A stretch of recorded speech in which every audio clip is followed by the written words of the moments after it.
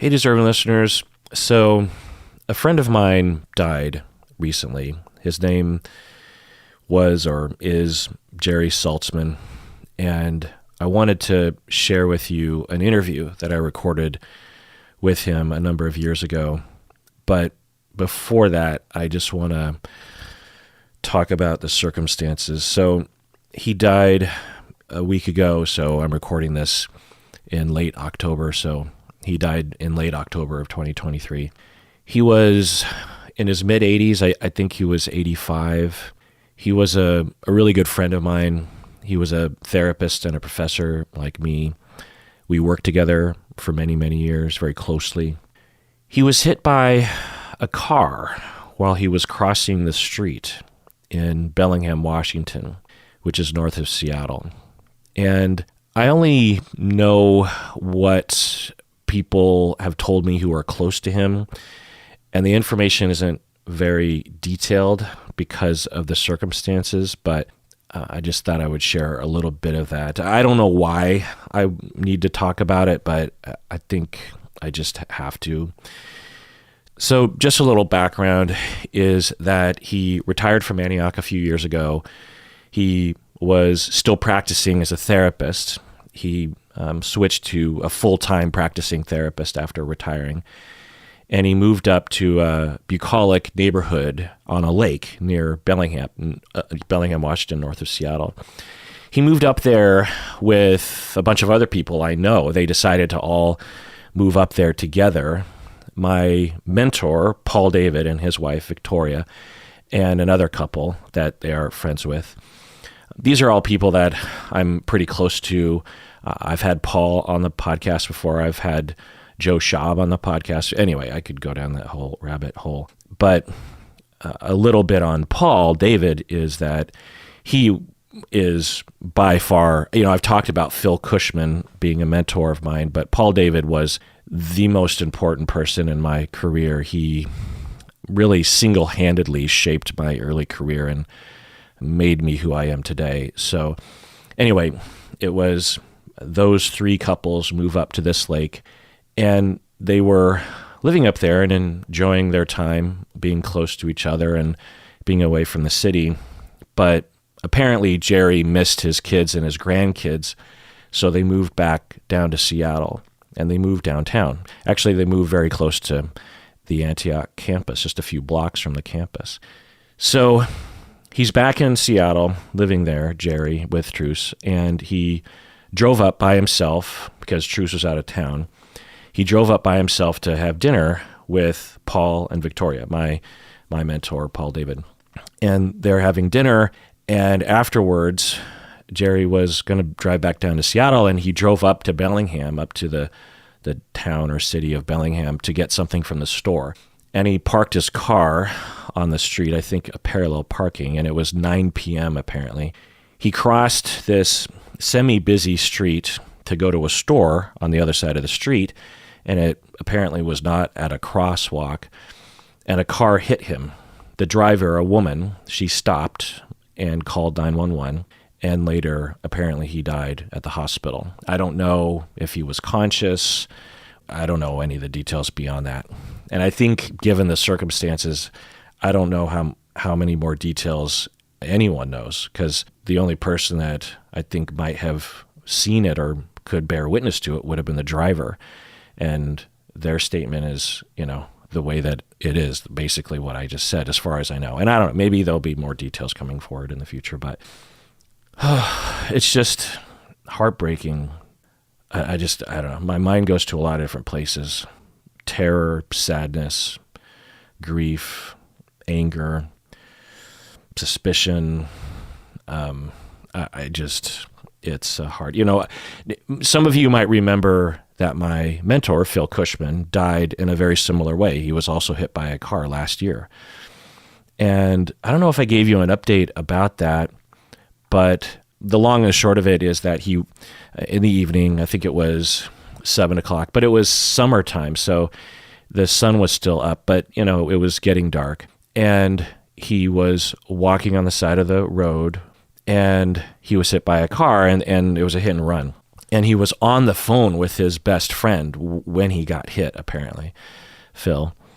And Phil was of similar age. I think Phil would have been a little bit younger, a few years younger, maybe around 80 or something. And he died, and there was an investigation, and it looked like an accidental hit and run. Someone accidentally hit Phil and then drove off. Or at least that's what people assumed, or I assumed, or something. But apparently some information or evidence has come forward, and this is all rumor that I've heard through family members and whatnot, but apparently there's evidence that the driver who hit Phil might have hit Phil on purpose. It appears maybe that the driver was suffering from a severe mental illness, and maybe that was a part of it. They didn't suspect that Phil was targeted specifically, but that the driver was like, oh, there's Phil, I want to hit him, but that the driver just said, oh, there's a random pedestrian. I don't know. All this is running through my head. Phil dying, now Jerry dying this way. It doesn't appear that Jerry was hit on purpose, of course, and a lot of evidence just points to that it was just a freak accident, that it just happened. Yeah, like I said, I don't know what I hope for because I've been thinking about Jerry and his health for many years. I remember when he was in his late 70s, he had a scare health-wise that was concerning, and there was at least a thought in my head. I don't know if I was talking about it with others, but there was talk about, maybe this is a sign of things to come for Jerry. And I don't know what I thought in terms of, I don't know. It just always happens so fast, and it's just hard. And I'm close-ish, and I was much closer to Jerry in the past, but I haven't been close to him recently since he retired and moved up north. But obviously people much closer to him are struggling quite a bit. And the reason why I wanted to do an episode about this is because as a therapist and a professor himself, Jerry was an inspiration to so many people. And I would like to think that a little bit of who I am today is because of him. He wasn't a mentor so much as a colleague, but he was such a powerfully warm individual, and you couldn't ignore his presence in a room. He was very slight of stature, if that's a way that people put it. He was a small fella, but very unintimidating. A big smile, one of the biggest smiles, but he was a very powerful personality in a room, but not in an annoying way, in a very welcoming, smiley, laughing, warm, attentive way. And he was a very unique, there are warm people on the planet, and then there's Jerry. So I met him in 2009, and he was hired at Antioch as a full-time professor. And I had been working at Antioch as an adjunct for 12 years up until that point, but I was also hired in 2009 to be full-time. So we both were hired at the same time to be full-time. And the program, the couple and family therapy program, was a lot smaller back then. It was just the three of us. It was Paul David, my mentor, who had shaped my earlier career. And so Paul was our boss, and then it was just two professors that were under Paul, which was me and Jerry. And so for many years, it was just the three of us. And when you're only three professors in a program and you have probably like somewhere on the order of 100 plus students that we were in charge of, which is very unusual for a university, by the way, because we were the advisors of all the students, right? So each of us would have like 30 to 40 advisees, which isn't normal. Usually it's 10. In a typical graduate program, you have a professor for every 10 students, an advisor professor for every 10 students. Well, we had a professor advisor for every 30 to 40 students. I think it was something like, like 45, 40 students. And that's a lot to do. And we had to collaborate a lot, right? If there was a problem student or a star student or a student that was struggling or an adjunct professor that was struggling, us three, we couldn't delegate very far because there was just the three of us. And so we worked a lot together, sharing tips on how to teach and complaining about upper administration and supporting each other.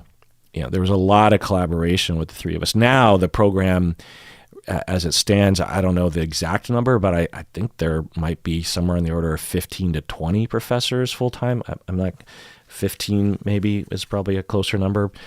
So it just gives you an idea on the changes that, and yet we don't have a proportional increase in students. The students have increased, but the amount of professors that upper administration has allowed us to hire is a lot greater than, I don't know, I could give you the whole rundown of that history, but the point is that Jerry and I and Paul worked extremely close together, almost enmeshed close together. And when you're a professor, you can't help but to compare your teaching style with people you're working with. For most professors, they really, really care about their students and about being a good professor. And I and Jerry were no exceptions to that. So I would frequently watch the things that he did just to figure out what he was doing and if I could learn anything from him. And the thing that I really observed was that he was loved by his students. I've never seen, he was, this is a joke, but he was almost like a cult leader.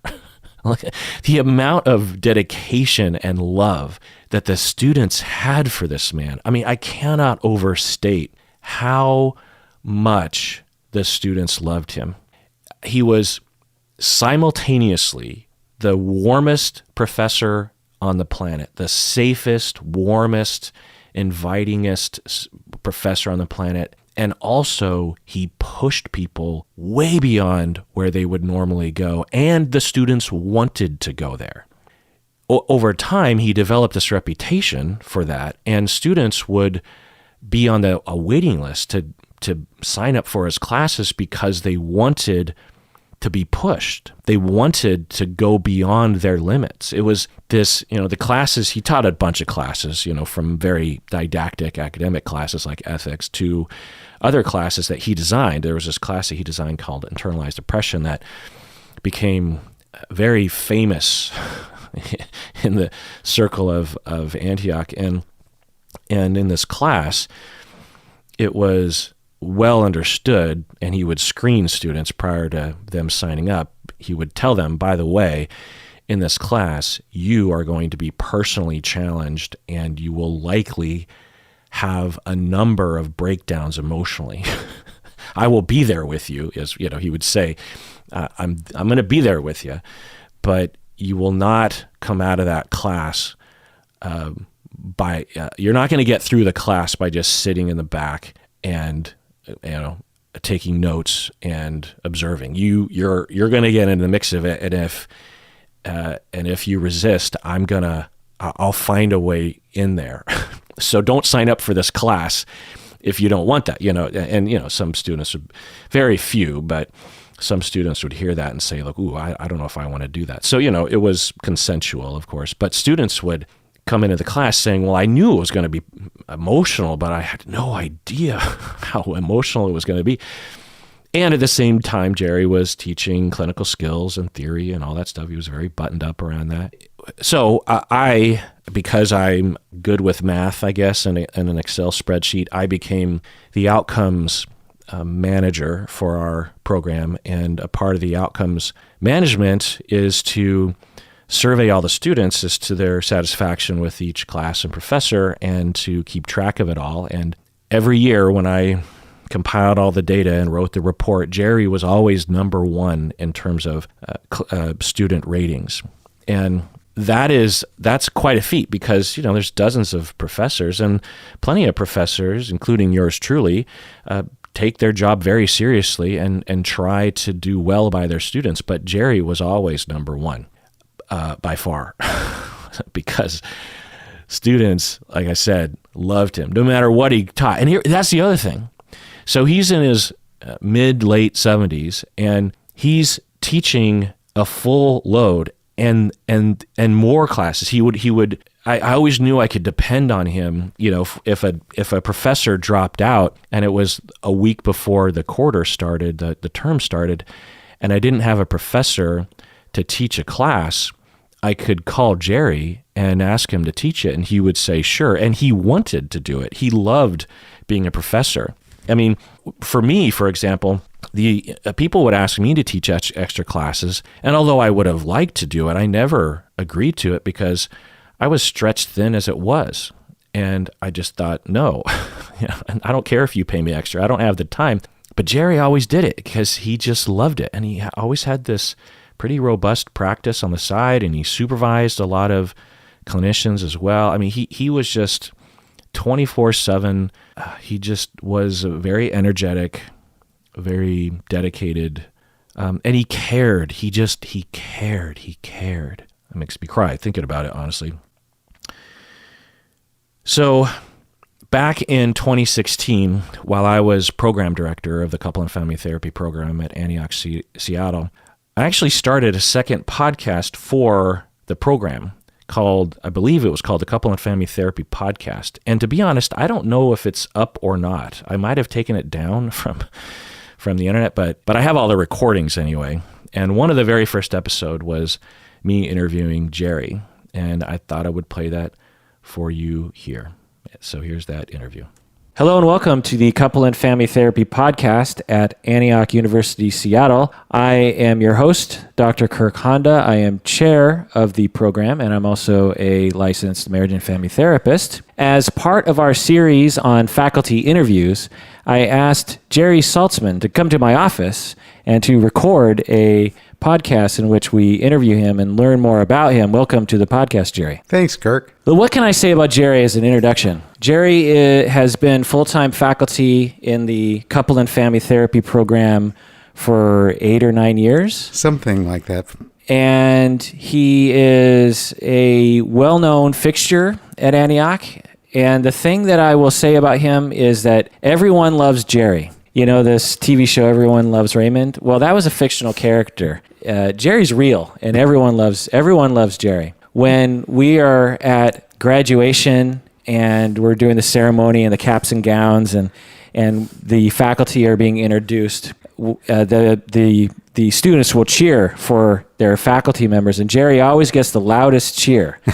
They say, and faculty member Jerry Saltzman, and like the whole crowd just goes crazy. And so I can't say that I'm not jealous of that. It's like people love Jerry. And the other thing that I can say empirically is that we survey all of our students anonymously at the end of the quarter about their satisfaction with each course that they take at Antioch University. And I actually compile this information and look it over and see who's doing well and who, in terms of instructors, what courses are going well for students and what courses are not going well. Jerry always ranks number one in terms of out of like 100 instructors. He is rated so high that it's like, his rating is, there's the perfect rating is like 6.0, and his rating are like 5.98 or something like that. And so he is empirically loved, anecdotally loved. Everyone loves him. He has a wonderful personality. He cuts his own flowers from his garden and brings them into dreary meetings that we go to at the university and livens things up. He likes to sing in the hallways, and he's always hugging everyone and smiling, and he knows everyone's name, and people just can't get enough of Jerry. So that's what I can say about Jerry. Am I being accurate about this, Jerry? Is this all true? Well, I'd say it's about 87.9% true. Yeah. Right. Well, I didn't tell about all of your awesomeness. Yeah. The other thing that I'll say about Jerry is that he specializes in a class called internalized depression. It's an elective in the program, but people take it almost universally in our program. Many students take it. There's a wide variety of electives available to students, but students actually really seek out this class, and it is an experience for the students, from what I understand. I've never been there, but we'll get into that more, Jerry. But it is powerful for students. It helps them to learn tremendous things about themselves and to experience who they are and to free themselves from past internalized oppressions and to bond with each other and with Jerry himself. And it is perhaps the most moving, most talked about course at Antioch University. So welcome to the show, Jerry. Let's start from the beginning. Where were you born? Detroit, Michigan. What was that like? What year was that? 1939. 39. So Nazism is really kicking into high gear in Europe, and you're Jewish. So did your family know about what was going on in Europe at the time? Oh, yeah. I was born to an immigrant family. Yeah. So where were they from? Poland, Russia. Oh, by the way, the 87 centers, I thought you were nicer to me than I would be myself. Well, we all have those internalized negative voices, Jerry, as I've learned from you. Yeah. So Detroit, and they immigrated from where again? Poland and Russia. Poland and Russia. So Jewish genocide ground zero. Yeah, just about the beginning of the war. Yeah. Yeah. So did you have cousins and aunts and uncles that perished in the genocide? Yeah. One of the interesting relics I have from my family is a book from my father's city. It's a memorial to all the Jews of Rzeszów who got killed in the Holocaust. Wow. And so there were some who were relatives and plenty who were not relatives. Wow. So you're growing up in Detroit Uh-huh. with immigrant parents that are working where? My father slaughtered chickens for a living. My mother stayed home. Your mother stayed home. And you had siblings? One sister at the time. One sister. And so then what? What was it like growing up in Detroit during World War II? Well, the nice thing about being in Detroit is that our extended family was there. I had maternal grandparents and paternal grandparents 1 block away. I had some uncles and aunts 1 block away in another direction, and then some other family members not too far away. Okay. So you had a lot of extended family, and you Yeah. felt supported and loved by them, I'm guessing. Yeah. Okay. So what else do you want to tell us about your childhood? At 8, my family moved away to Los Angeles, which was the end of the extended family era. So isolation. Yeah, isolation. For Dad's job, I'm guessing? Yeah, he wanted to buy a different kind of business in L.A., so Okay. that's where we went. So he had his own chicken slaughtering business. Well, there he owned bars. He owned bars in L.A.? Yeah. Oh, Yeah, that's fun. So as a kid, did you go into the bar? Oh, yeah. What was that like? Oh, it was wonderful. We had somebody who cooked and made incredible chili. When I got into fights with my mother, I'd get on my bike and ride for 45 minutes or an hour to my dad's bar. Oh, okay. Yeah. And just sitting there, and Yeah. he's bartending? Yeah, he's bartending. He probably knew all the locals and the regulars. I did. And these are like, I don't know, I'm just in my head, I'm thinking working class white people in LA. Indeed. And what? Indeed. Indeed. So, okay, so you're in LA, and anything you want to tell us about your family or what it was like growing up in your family? It was a challenging period of my life. Yeah. Yeah. Yeah. What would you like to share? There was a lot of violence. I think my dad interjected the Cossacks. And when he got triggered, took it out on us. How would he be triggered? Oh, you did anything you didn't like, he'd be triggered. Oh, yeah. And then he would take it out on you guys. Oh, yeah. Everybody in the family? Well, if you want some of the gory details, I woke up one night, saw him with a gun at my mother's head. Oh, my God.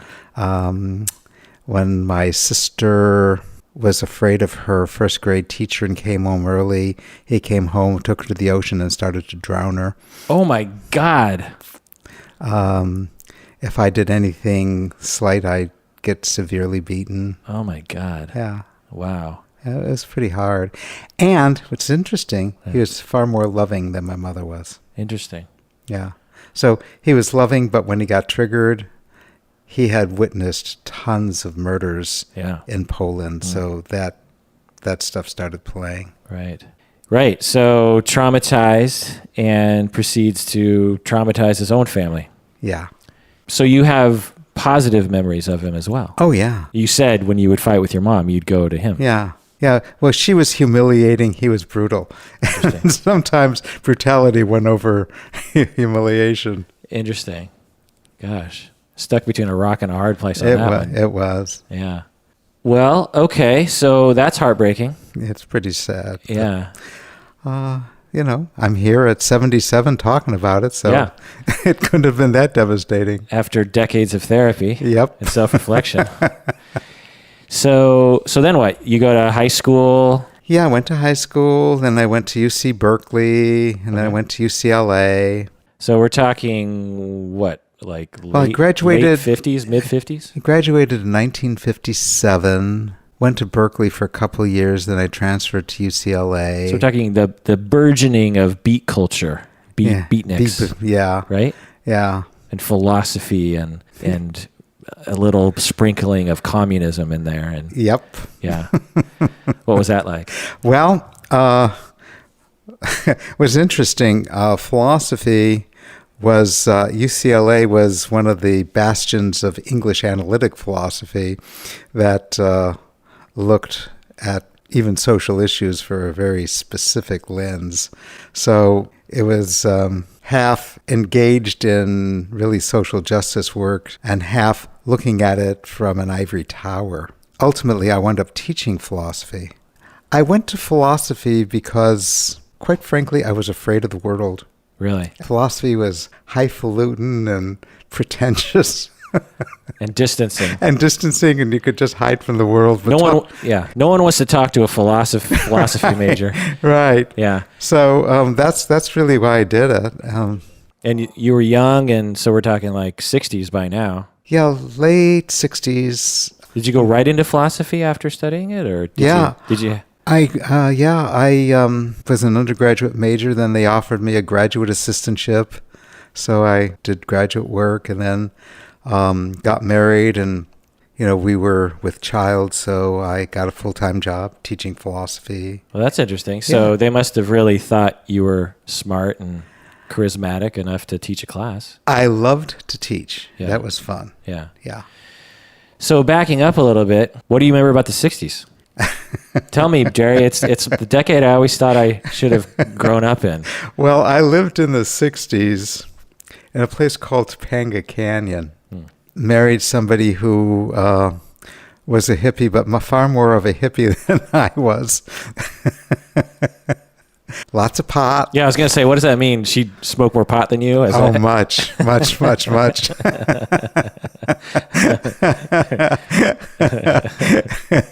I loved the music. Yeah. I was really into all of the folk music in the 60s. Okay.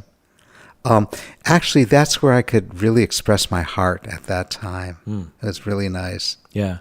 What do you remember about the 60s psychotherapy movement, the humanistic stuff? All the primal screaming and the Fritz Perls, these people. Well, that has to go to the 70s, because when I was in the 60s, I didn't know from therapy. Okay. I was too busy being a hippie, I guess, and studying philosophy and doing all that stuff. I got to see a picture of this, Jerry. Did you have long hair at the time? I did. God, I got to see a picture of this, Jerry. I had a ponytail. I got to see it. And I'll try and find it. And I was mostly bald with a ponytail and Indian boots. That's how I taught.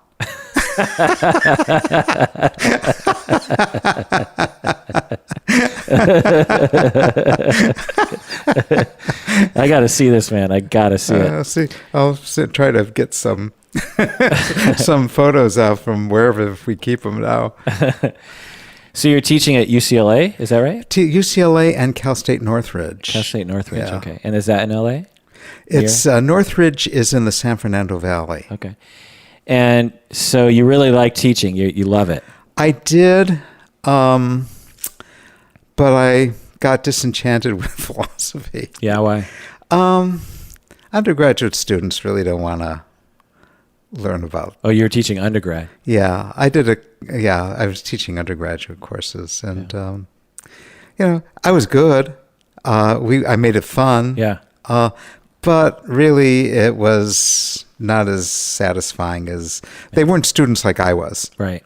Well, they were meeting a requirement. That's right. Yeah. Yeah, but I'd have fun. I mean, I'd joke around with my classes. We'd go Christmas caroling to other philosophy classes at Christmas time. The Jewish guy taking his students out for okay. So you're starting to become a little dissatisfied. Yeah. And then what? Well, I got introduced to this peer counseling movement that resonated a lot with me, and I spent a lot of time working within a certain theoretical framework with certain people. My first peer counselor was a licensed psychologist, and we worked together for years. And then I started teaching classes in this. Yeah. So just to explain to the listeners, peer counseling is, I'm guessing in your situation, it's an informal arrangement between two people who agree to trade off counseling the other person. And it can be a cheap way to essentially get therapy. It is. It worked much better than any therapist I had gone to. Yeah, it's different because you know them very well. Yeah. And I'm guessing you would switch off talking and listening tasks. Okay. But it was done within a certain theoretical framework. Interesting. What was that? It's called reevaluation counseling. It started here in Seattle, actually. I've never even heard of it before. My internalized depression class is based on the work I did there. Interesting. So is it like a reevaluation of the things you learned growing up or something? Or? Well, it holds that experiences based on emotional distress store, sort of like neurobiologists say, implicit memories store. Okay. And they cannot be accessed for useful information about their present time. They just get re-triggered and then start dominating your feelings, thoughts, behavior. From their perspective, if you release the painful emotions that were taken in during the distress experience, the cognitive information that got stuck in all that emotional glue, say, starts separating and becomes what Siegel calls explicit memories. And so you begin to start to form a more coherent narrative, and you then become able to handle future similar situations in a more rational way. So I started teaching that, and then... You started teaching what? The reevaluation counseling classes. Interesting. So what prompted you to enter the peer count? Because that seems like a seminal moment in your life. And, it was. In Antioch's life, because you eventually spread the wealth at Antioch. So what was that moment? I had a really hard time in my marriage. I had a really hard time in philosophy, and a great deal of the trauma that I experienced as a kid was coming up, and I was sort of losing it. And I didn't trust therapists because I've gone to them. They were just useless or insulting. You've gone before. So were they psychoanalysts maybe? Well, psychoanalysts, cognitive people. Okay. Plain old marriage and family therapists. And you didn't feel heard? No. Okay. And so a friend of mine had gone through this program and told me about it, and from the way I was feeling, said, that's exactly what I need. And so I took this class, and I paired up with Bert Summers, who was a psychologist and taught psychology at Cal State LA. And we started this relationship that lasted for years. Wow. And I grew tons. Wow. Working with him, as did he. Were you the same age? I'm just trying to get a picture. He's he was like almost 20 years my senior. Okay. And you're both instructors. You're both professors. Yeah. And you are, I'm just trying to picture this in mind. Were you meeting like in your houses or? Yeah. And his office. His office, and you would sit across from each other and talk and cry and Yeah. talk about all these traumas that Yeah. I'm guessing he went through also difficult times. He did. Yeah. And we also, learned interventions. Part of the whole curriculum is that they did a lot of research on how do you handle these kinds of distresses. What can you do? When it's happening in the moment. Yeah, or what can you do to address them? So then you're like, whoa, doors wide open to me. I feel better about things. I'm starting to heal. Your phone is ringing. Right? Is that your phone? Oh, no, it's my phone. Oh. Sorry. It's funny. It wasn't coming from my phone. It's coming from my headphones, which are like across the room. That's why it sounded like my phone. You have a new Apple Watch. Yeah, my phone comes from my watch. Yeah, you have a sweet new Apple Watch. I love it. Pretty cool. Yeah. Okay. So anyway, you're having these experiences, and you're healing, and you're transforming, and you're probably changing as a person. I am. Yeah. What happened as a result of that changing, aside from saying I want to start teaching this sort of thing? Well, philosophy was no longer interesting to me. Interesting. So I went to the ed psych, and I learned. I had studied this for a long time. I was pretty proficient at doing this. So I said, I want to become a therapist. So I went to the ed psych department at Cal State Northridge. They had a program that could lead to a marriage and family therapy degree. Yeah. I took it while I was teaching there. When I finished, I was done teaching, and I started private practice. Interesting. How long was that program? Very short. Yeah, the way you're describing it, it sounds kind of like an end around to some extent. It was sort of the Middle Ages of therapy training. Right. Yeah. I mean, if I extrapolate backwards in terms of how much rigor is required today to 20 years ago when I was in grad school, back to, this was what, the 60s or 70s? I'm guessing the requirements weren't very robust. No. To give you an example, yeah. When I came here, I wanted to get licensed. To Washington State. You moved from California to Washington. Yeah. I wanted to get licensed, but they didn't have full reciprocity then. Meaning they didn't honor the license in marriage and family therapy from California as an equivalent to Washington State's license in marriage and family therapy. Right. So they said, well, you have to take 6 credits of systems stuff. I've never took a course in systems. So I went to Paul David, because I was teaching ethics at the time at Antioch. I said, I want to teach family of origin, and I want to teach systems. So because if I taught them, then it's equivalent to taking them. Right. So I learned systems and family of origin by teaching them. Interesting.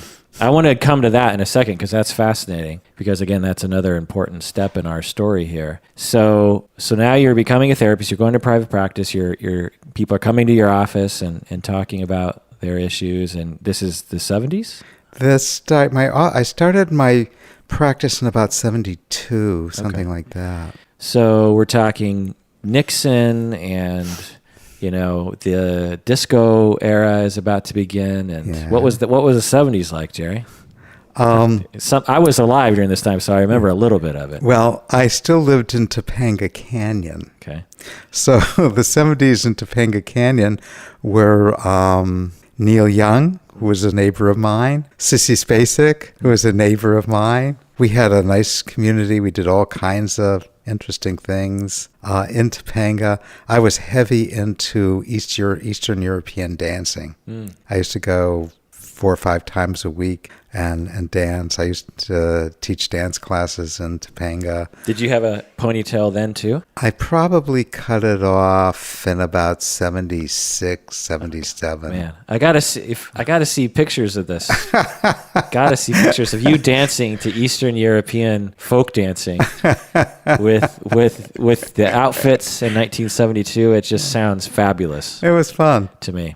Good exercise. Totally. And it should be noted that you bring some of your dances to our program. I do. On our retreats, we'll do dances and songs. Jerry will lead, which is always much more fun than the tasks that we're supposed to be doing.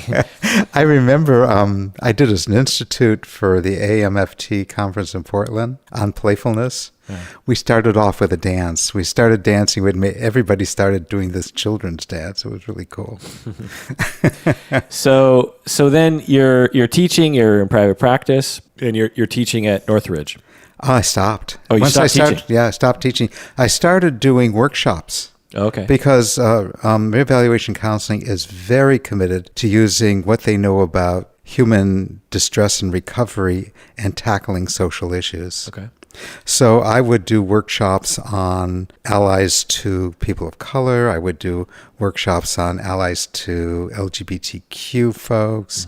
I would do workshops for Jewish people and their non-Jewish partners, and we would work on how the anti-Semitism kind of plays in the relationships. I worked with a lot with kids. Interesting. I taught this in high school. Wow. And I brought a lot of adolescents into the community, and I would teach these basic classes with adolescents and adults, and they were fun. They were just really a lot of fun. Wow. You must have been just as popular then as you are now. I think so. To be hired to do all those different venues, you must have had excellent word of mouth. It seems so. Yeah. Did you want to talk at all about your gender path? Sure.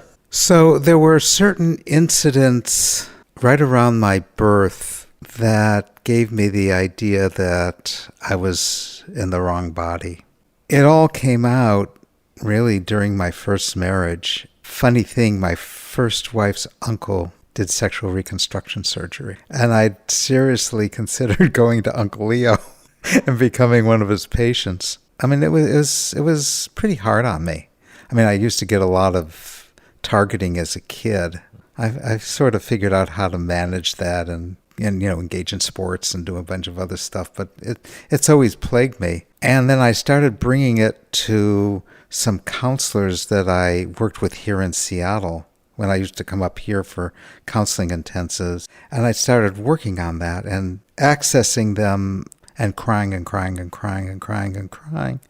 And over the period of 20, 25 years, it's just gone. So you no longer feel like you're in the wrong body. No, but what I really feel is grateful that I went through the experience, as painful as it was, because I get a different picture of gender rigidities, a different picture of men's oppression, a different picture of sexism. So it's helped a great deal.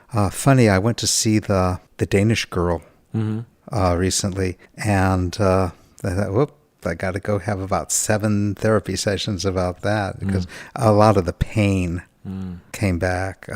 Not nearly as bad as it was, but I could feel that the song may be over, but the melody's alive and well still. So the pain of being told that there's something wrong with you, and feeling that there's something wrong with something wrong with you, and being bullied. And I'm just taking a guess that maybe even your parents took issue with you not conforming to masculinity. One of the reasons I ran away to my father's bar was my mother was the perpetrator of the oppression. Interesting. To say you have to be more like a man, more like a boy. Well, that's a nice way of putting it. I see. It was irrational screaming. And I see. Everything. Starting when age 3 or 4. Maybe some put downs, some bad word put downs. I'm guessing. Yep. Okay. Well, my dad did that, but my mother was just just nasty. I mean, she was frantic, I think, and she dramatized her fear through humiliation. Interesting. Wow. Yeah. So that pain is touched upon when you think about this and when you see movies like The Danish Girl. Yeah, and I still cry about it, but it's from such a differentiated state. It's really nice. Yeah. Okay. So it doesn't feel like trauma is suddenly blasting your body. It feels like mourning something that happened a long time ago. Yeah. Okay. I mean, those kinds of things may take 5 lifetimes to clean up. Yeah. It's like, right. They'll never. Yeah. No, even then, right? The reason that I'm a little hesitant to talk about this is it's not the politically correct view. Well, you've said that before, and, we can talk about it, of course. I think that given recent understandings of trans identity and gender fluidity and queer identity, what your story, the way you said it, is completely in line with the way many people see the emergence or the storyline of gender throughout one's life. that you started off having a certain experience and you explored it and were bullied and abused because of it, and then later on explored it, and then eventually came around to this place where you are now, where you no longer feel like you're not in the right body. And if you said it a different way, like if you said, you prayed away the gay or something, you know what I mean? Or you went to therapy to rid yourself of your trans identity, then yes, that would be politically incorrect. Yeah. But that's not what you're saying. What you're saying is you explored, and this is where you are now, and who knows where you'll be in 10 or 20 years. So, well, I know I won't be there. Do you know the book, The Brain That Changes Itself? Yes. I haven't read it, but there's a lovely chapter on the neuroplasticity of tastes and loves and identities. Yeah. It's okay to have an emerging of identities over your lifetime. Well, that's part of what the assumptions in the internalized depression class, that it's useful and healing and liberating to examine critically and from an emotionally open perspective any identity that you have. Yeah, and to explore. Yeah. To get to know yourself and to talk with others and to get feedback and to have someone hear you. And to have that place to talk, of course. Okay, so why were you coming up to Seattle for intensives? What brought you all the way up to rainy Seattle from sunny California? The people who developed this would give counseling intensives. Oh, because it originated in Seattle. Yeah, to people. And they were very astute people working with this. And so if you wanted an acceleration in your work, you'd go here. I came tons of times, yeah. So that must have been, for lack of a better word, intense. It was intense. There were 20 hours during a week. I mean, it's already intense anyway. And then you're getting 20 hours of this sort of thing. Yeah. That must have been quite an experience. It was. I've never done anything like that, Jerry. Do you recommend it? I recommend going away for a week and working on yourself. Yeah. So however you do it. Yeah. I really wanted, I feel like that's something that happened way more in the 70s and 80s, and they don't happen as much anymore because it's looked down on for some reason. It's seen as sort of new agey or flaky or something or unethical. And I think that there's a lot of value in things like that. I'm big on like transformative healing experiences. Of course, you don't heal in one intensive. It's a constant lifetime of experiences. But how much you can really experience and learn and heal in a 20-hour therapy session with a bunch of people, So maybe I'll sign up for something. Maybe you could tell me where to go. Maybe you could run one yourself, Jerry, and I'll just sit back and let you do your thing. That would be fun. So then you come up to Seattle. Why? Why did you move up to Seattle? So Truce and I moved in, this is your second wife. Yeah. So you get divorced. Yeah, get divorced, and Truce and I. How'd you meet Truce? She was a good friend. We actually started sharing offices. Okay. So she was a therapist too. Yeah. In California. Yeah. And so she was a friend, and you started to date. Yeah. Who asked who out? Well, we were really good friends, and we kind of supported each other because she did some of this work too. Arlene and I had separated, and I went out with some other people, and Truce was a good friend of mine, and we had a lot of fun. And I keep looking at her and said, I wish I could find somebody like you. And you said that to her? Yeah. Yeah. Yeah. And we were very, very vulnerable with each other. We supported each other on an emotional level very deeply. So she was in the the co-counseling thing. Yeah, peer counseling thing. But we weren't peer counselors. You weren't peer counselors, but she was in the same she was, consortium of peer counselors. But we sort of but we were office mates, and I remember one day she said, I'm leaving my husband. Don't try to support me to stay anymore. Oh, you mean you were trying to support her? I was trying to be as integrous and principled as I could, because I wanted to honor what she was in. And so So she said that. We looked at each other, decided to have a relationship.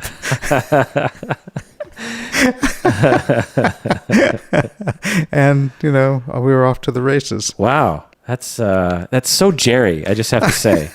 That story is so Jerry. It's so good. I love it. So good. So then you fall in love with Truce and you get married. We do eventually. We moved in together with 2 or 3 of our kids at different times. Okay. Blended family. Blended family. Brady Bunch situation. Yeah, sort of Brady Bunch situation. Not as many kids. Yeah. Then when everybody was sort of launched, we decided to move to Eugene, Oregon. We were tired of LA. We didn't like the smog. It was pretty bad back then. It's really bad. It's still bad. Oh, yeah. So I had done a conference with Ashley Montague in Eugene, Oregon. Somebody invited me to do some workshops in that conference, and I liked the people and I liked the city. He said, "Let's move. Let's take a look at Eugene, Oregon."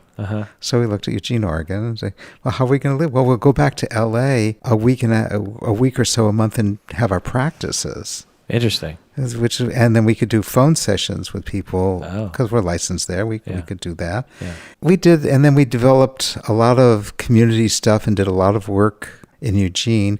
And then Truce decided that she wanted to work at this agency where I used to go have intensives. In Seattle? In Seattle. Interesting. So that's how we moved to Seattle. So she wanted to work as what? A counselor there. A counselor there. Yeah. The agency that had the intensives. Right. So then this is the 90s that you move up here? This was, 1989. No, 1999. We moved here in 99. Moved here in 99. And then you're like, okay, I'm not going to go back to LA every weekend, I'm guessing. I did. Oh, you did? No, just once or twice a month. Still from Seattle? From Seattle. So once or twice a month, you'd fly back to LA and see your clients. And then in Seattle, you would talk to your clients over the phone for the rest of the time. Yeah. So you do that for a while. You and Truce is working for the agency on Queen Anne. Right. And then what? I was at a Elliott Bay Book Company reading. A guy named Ray Winbush, who's a black reparations activist, wrote a book called Downstairs? Should America Pay? Yeah.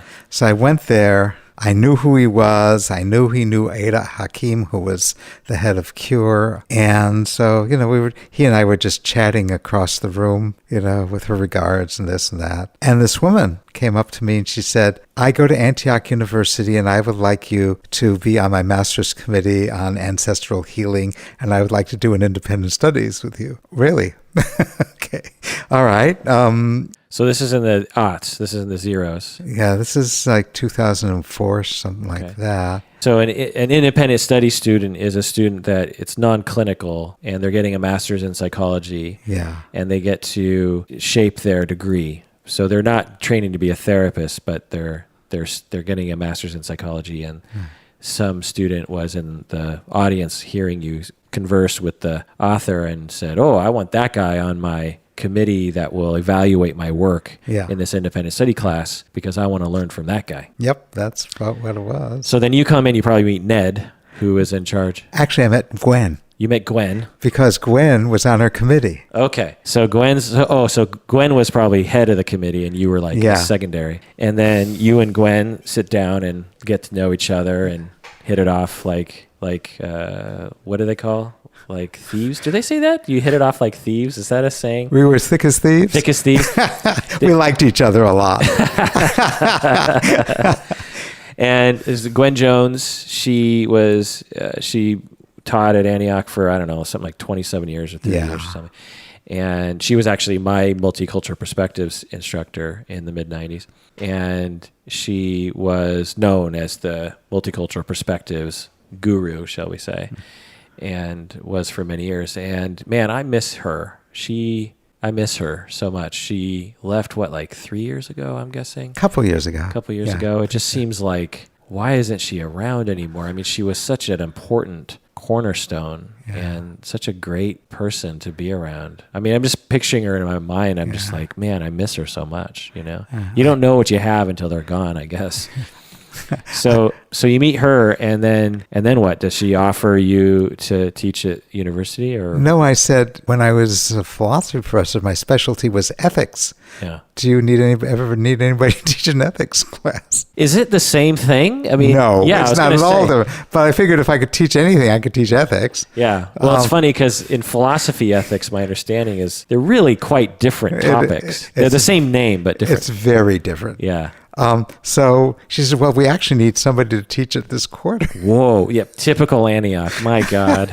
Typical Antioch. So I taught it, and I lived through the course. So I was teaching there at the time too. I was teaching at Antioch as an adjunct at this point. Yeah. So we were both adjuncts at the same time. But to know each other. So then you start getting to know people. Yeah, I got to know people.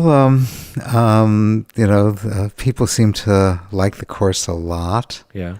And then that I said, oh my God, they needed me to teach. They needed 3 credits of ethics, 3 credits and 6 credits of system. Well, I taught ethics, so I could do that. So I went to Paul David and I said, I want to teach family of origin. Right. So you could get licensed. So I can get licensed. Interesting. So he said, well, come and teach it with me. I'll see if you can do it. So and that's when you really got to know Paul. That's when I got to know Paul. I taught it. He said, yeah, you could do it. Then I said, now I want to teach systems. So I taught systems. And after I finished teaching systems, they gave full reciprocity to California, so I didn't have to take the exam. They were going to require me to take the exam. Oh, man. Which would have been hell because I don't know anything. Yeah. At that time, particularly, I didn't know anything. I mean, I truly learned systems therapy by teaching it to myself because I had to teach it to other people. Right. Well, when I hear your story and how you basically just kind of snuck in through the back door in the 70s, essentially into counseling itself, into therapy itself, it's just so funny. But, so many of the older generation, people in your generation, have stories like that. I mean, Paul David's story is kind of like that. Yeah. It just seems, I just thought, well, on a whim, I thought, and then a year later I was practicing, it's just like today's world, that would never happen, what I mean? So, okay, so now you're an adjunct and you're probably blowing the socks off the students with your way, with who you are, because you're quite different as an instructor from other people. Then Gwen started talking to me about all the racism that she gets in multicultural perspectives. And from the students? Yeah, by the students. And from the students? From the students, yeah. Like, because Gwen is African-American, and you're saying she would tell you about the racism she would experience targeting her from the students. So, and I would support her on this, that, and the other thing. And then she says, why don't we teach this together? Oh. So we taught it 2 or 3 or 4 times together. Yeah. And it was lovely because I could say things that she couldn't. Like, there's really unaware stuff in the journals. And I would say, I want you to look at the 2 people who read your journals. Yeah. And I want you to think about the impact that some of the things you say might have on them. Yeah. I could do that. Right. But we were tired of getting half pay for doing twice as much work. Right. So we stopped doing that. And then I started teaching multicultural. Okay. And at that time, I thought, I really want to teach what I really know. Yeah. So I got a group of people to do an experimental class in internalized depression.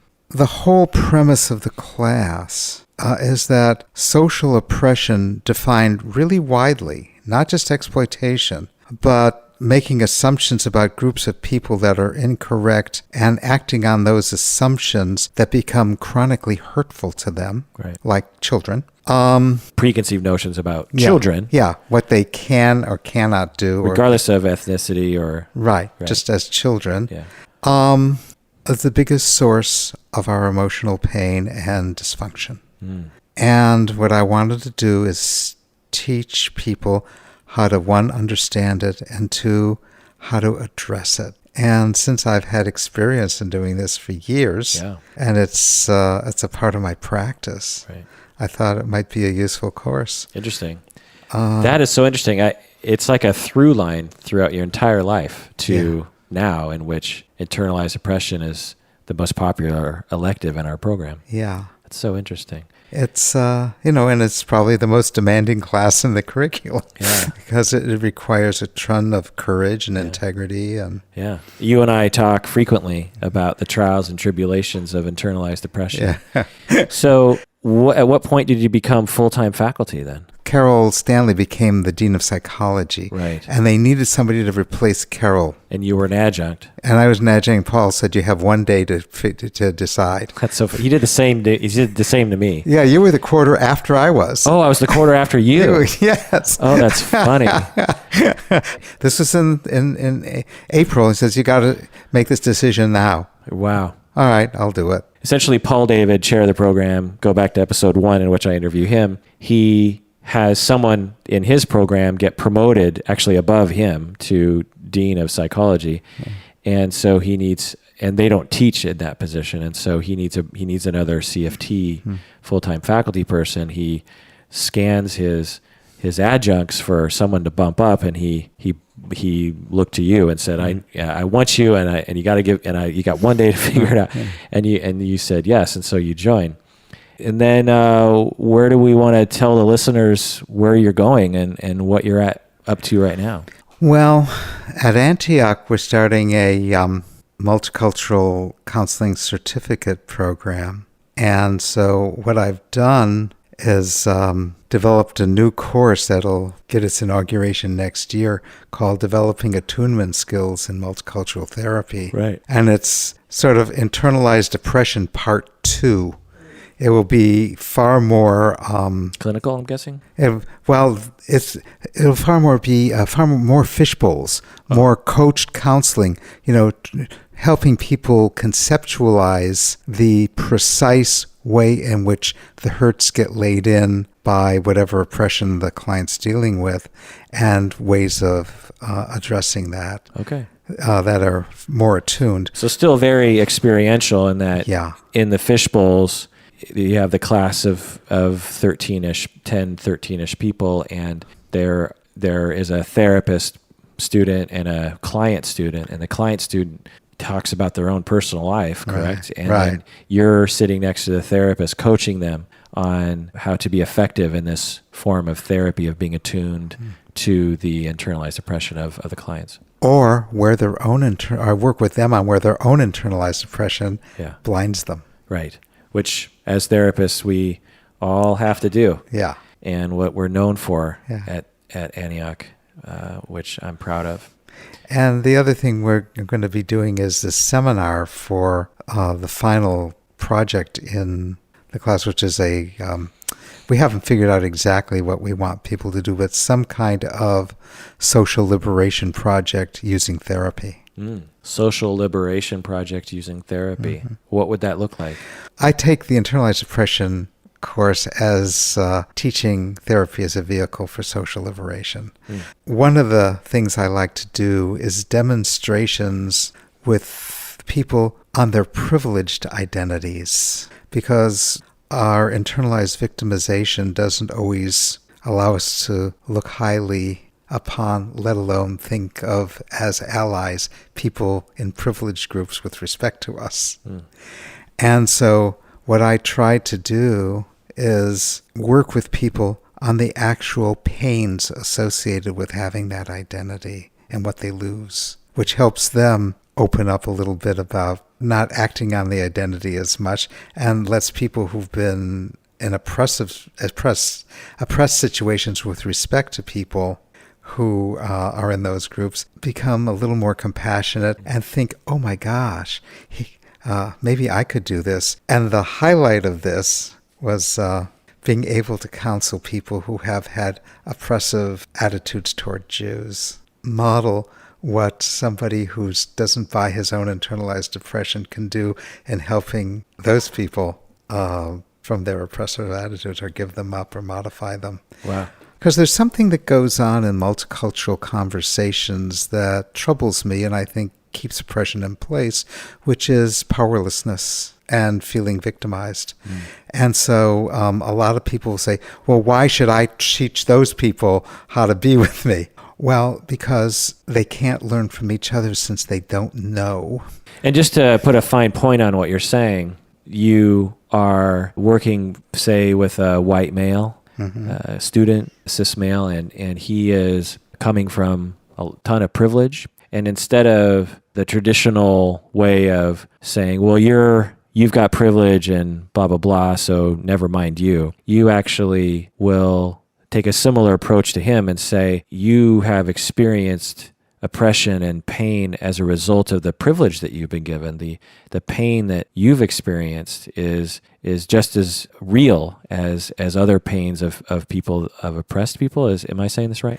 Well, that's part of it, because part of the pain of having privilege is isolation. Okay. You do not allow yourself full human access to the majority of the world's population. Interesting. And you feel, often they feel guilty or ashamed or scared to really be themselves because they don't want to feel like they're bad. I mean, that's limiting to your life. But I think there's a different piece, is that a lot of the oppressive material we hold comes from having been oppressed ourselves. Most bullies have been bullied in their families. Yeah. And so if you clean up how they have been bullied, they won't be bullying as much. They won't enact their privilege in an abusive way. Yeah. So that if you see them as human beings who have been hurt, and you can, one, love them, and two, expect the best of them, which is an interesting balance. Yeah. True compassion for everyone. Yeah. That's social liberation. Yeah. Because it breaks the isolation and it starts to level the playing fields. Yeah. That to me is an advanced approach to multiculturalism leadership, shall we say, and one that I hope that we head toward, because the way it is now is a good step along the way. We're further down the road than we were before regarding discussions of microaggressions and even the word privilege 5 years ago. People didn't even know what that meant, you know? Yeah. And people know what it means now. And so we're heading down the road. We're muddling our way. And eventually, we're adding nuance. We're adding more nuances every year, and eventually we'll reach Jerry's point, and he'll be ahead of us at that point anyway. So we'll always be searching for Jerry. I'm hoping I'll follow you. Saying, I've already been ahead of you, Kirk. I know where we're going. I remember this. I remember this part of the path. Or how about helping me with any blind spots I might have? Sure, absolutely. That's absolutely. I can't imagine that, Jerry, but I'll do what I can. Well, anything else? What closing words do you have to say to our listeners, Jerry? If you are already at Antioch, thanks for being here. Yeah.